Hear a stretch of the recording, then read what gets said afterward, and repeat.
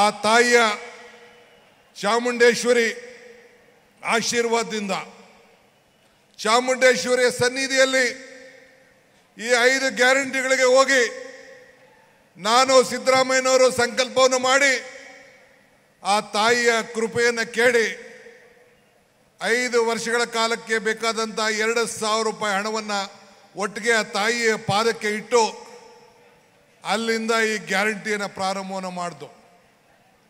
ನಮ್ಮ ಗ್ಯಾರಂಟಿ, ನಮ್ಮ ಪಂಚ ಗ್ಯಾರಂಟಿ ಇಡೀ ದೇಶಕ್ಕೆ ಮಾದರಿ. ಬಿಜೆಪಿ ಸರ್ಕಾರದವರು ಈ ಗ್ಯಾರಂಟಿಗಳು ಬರೀ ಸುಳ್ಳು, ಸರ್ಕಾರಗಳು ದಿವಾಳಿ ಆಗ್ತದೆ ಅಂತೇಳಿ ಪ್ರಧಾನಮಂತ್ರಿಯವರು ಹೇಳಿದ್ರು.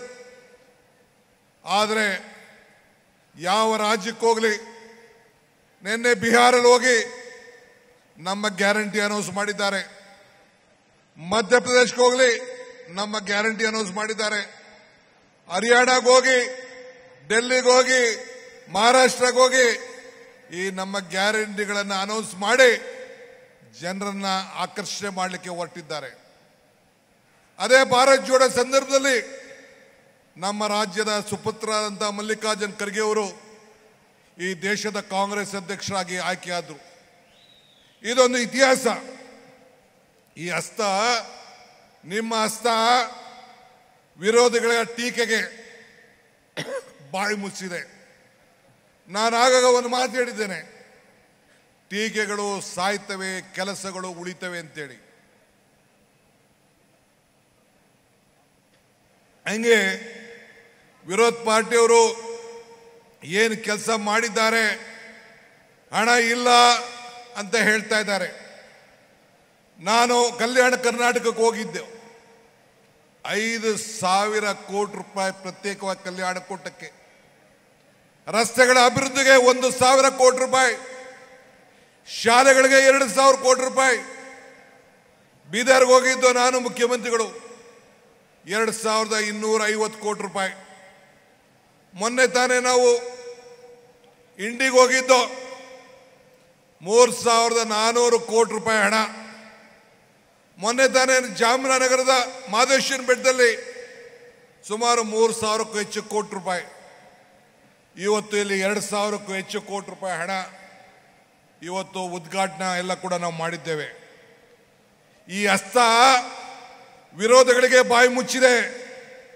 ಈ ಹಸ್ತ ರೈತರಿಗೆ ಉಳಿಸಿದೆ. ಈ ಹಸ್ತ ಮಹಿಳೆಯರಿಗೆ ಶಕ್ತಿ ತುಂಬಿದೆ. ಈ ಹಸ್ತ ಎಲ್ಲ ಬೆಲೆ ಏರಿಕೆಗಳಿಗೆ, ಏನು ಬೆಲೆ ಏರಿಕೆ ಗಗನಕ್ಕೆ ಹೋಗಿದೆ, ಆದಾಯ ಪಾತಾಳಕ್ಕೆ ಹೋಗಿದೆ, ನಿಮ್ಮೆಲ್ಲರ ಬದುಕಿನಲ್ಲೂ ಕೂಡ ಪ್ರತಿ ತಿಂಗಳು 5,000 ರೂಪಾಯಿ ಅಷ್ಟು ಹಣವನ್ನು ಕೊಟ್ಟು, ಉಚಿತವಾಗಿ ವಿದ್ಯುತ್ ಶಕ್ತಿಯನ್ನು ಕೊಟ್ಟು ಇವತ್ತು ನಿಮ್ಮೆಲ್ಲರ ಬದುಕಿಗೆ ಒಂದು ದೊಡ್ಡ ಶಕ್ತಿ ತುಂಬಿದೆ. ನಾವು ಭಾವನೆ ಮೇಲೆ ರಾಜಕಾರಣ ಮಾಡ್ತಾ ಇಲ್ಲ, ಬದುಕಿನ ಮೇಲೆ ನಾವು ರಾಜಕಾರಣ ಮಾಡ್ತಾ ಇದ್ದೀವಿ. ಆದ್ದರಿಂದ ನಮ್ಮ ಪಕ್ಷ, ನಮ್ಮ ಸರ್ಕಾರ ದೇವರ ಮನೆ ಇದ್ದಂಗೆ. ನೀವೆಲ್ಲ ದೇವಸ್ಥಾನಕ್ಕೆ ಎಂತಕ್ಕೆ ಹೋಗ್ತೀರಿ? ಚಾಮುಂಡಿ ಬೆಟ್ಟಕ್ಕೆ ಎಂತಕ್ಕೆ ಹೋಗ್ತೀವಿ? ಮಾದೇಶ್ವರನ ಬೆಟ್ಟಕ್ಕೆ ಎಂತಕ್ಕೆ ಹೋಗ್ತೀವಿ? ನಮ್ಮ ನಂಜನಗೂಡಿಗೆ ಎಂತಕ್ಕೆ ಹೋಗ್ತೀವಿ? ಆ ಭಗವಂತನಲ್ಲಿ ಪ್ರಾರ್ಥನೆ ಮಾಡಲಿಕ್ಕೆ. ಆರೋಗ್ಯ, ನೆಮ್ಮದಿ, ಬದುಕು, ಮನೆ, ಸಾಲ, ಉತ್ತಮವಾದಂಥ ಬೆಳೆ.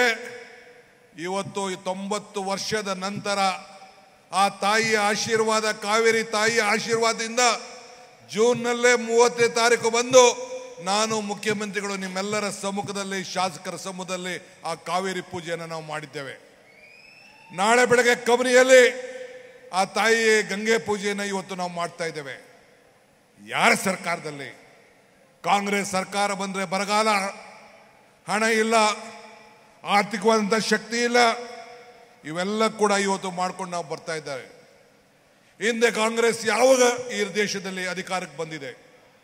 ಬಡವರಿಗೆ ಭೂಮಿ ಇರ್ಬೋದು, ಸೈಟ್ ಇರ್ಬೋದು, ಪೆನ್ಷನ್ ಇರ್ಬೋದು, ಅಂಗನವಾಡಿ ಕಾರ್ಯಕ್ರಮ ಇರ್ಬೋದು, ಯಾವುದೇ ಕಾರ್ಯಕ್ರಮ ನೀವು ತೆಗೆದುಕೊಳ್ಳಿ.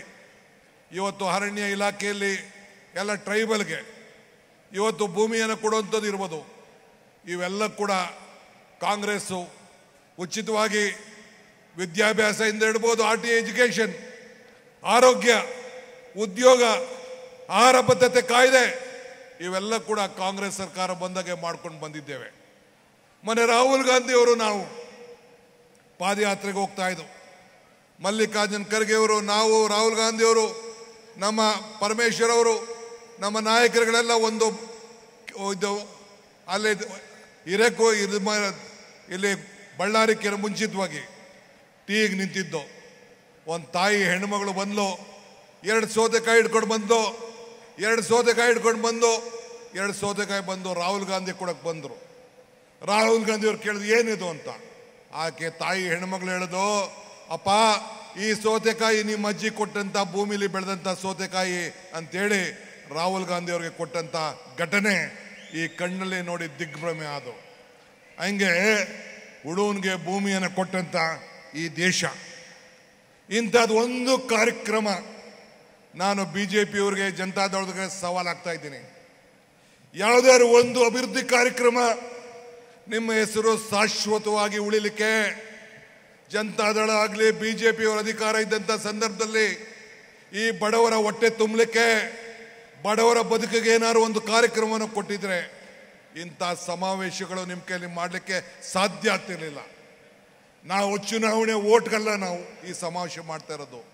ನಿಮ್ಮ ಋಣವನ್ನು ತೀರಿಸಿದ್ದೀವಿ.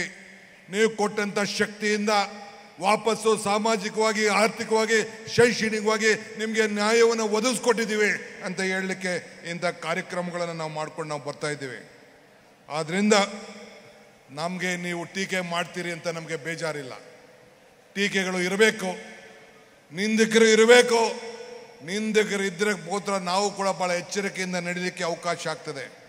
ಆದ್ದರಿಂದ ನೀವು ಎಷ್ಟೇ ಟೀಕೆ ಮಾಡಲಿ, ನಿಂದನೆ ಮಾಡಲಿ, ನಡೆ ಮುಂದೆ ಹಿಗ್ಗಿ ನಡೆ ಮುಂದೆ ಅಂತೇಳಿ ನಾವೆಲ್ಲ ಮುಂದಕ್ಕೆ ಹೋಗುವಂಥ ಕೆಲಸವನ್ನು ಈ ಸಂದರ್ಭದಲ್ಲಿ ನಾವು ಮಾಡ್ಕೊಂಡು ನಾವು ಬರ್ತಾ ಇದ್ದೇವೆ. ಆದ್ದರಿಂದ ಈ ಮೈಸೂರಿನಲ್ಲಿ ಇವತ್ತು ನಮ್ಮ ಮಹದೇವಪ್ಪನವರು ಮತ್ತು ವೆಂಕಟೇಶ್ ಅವರ ಮುಖಂಡತ್ವದಲ್ಲಿ, ಸಿದ್ದರಾಮಯ್ಯನವರ ನಾಯಕತ್ವದಲ್ಲಿ, ಎಲ್ಲ ಶಾಸಕರ ಸಹಕಾರದಿಂದ ಇವತ್ತು 2578 ಕೋಟಿ ರೂಪಾಯಿ ಕಾರ್ಯಕ್ರಮಕ್ಕೆ ಈಗಾಗಲೇ ಶಂಕುಸ್ಥಾಪನೆ, ಭೂಮಿ ಪೂಜೆಯನ್ನು ಇವತ್ತು ನಾವು ಮಾಡಿದ್ದೇವೆ. ನೀರಾವರಿ ಇಲಾಖೆಗೆ, ಇಡೀ ನಿಮ್ಮ ಕಾವೇರಿ ಜಲಾನಯ ಯೋಜನೆಗೆ 3,000 ಕೋಟಿ ರೂಪಾಯಿ ಹಣವನ್ನು ಕೊಟ್ಟು ಪ್ರತ್ಯೇಕವಾದಂಥ ಕಾರ್ಯಕ್ರಮವನ್ನು ಇವತ್ತು ನಾವು ಈಗಾಗಲೇ ತೆಗೆದುಕೊಂಡಿದ್ದೇವೆ.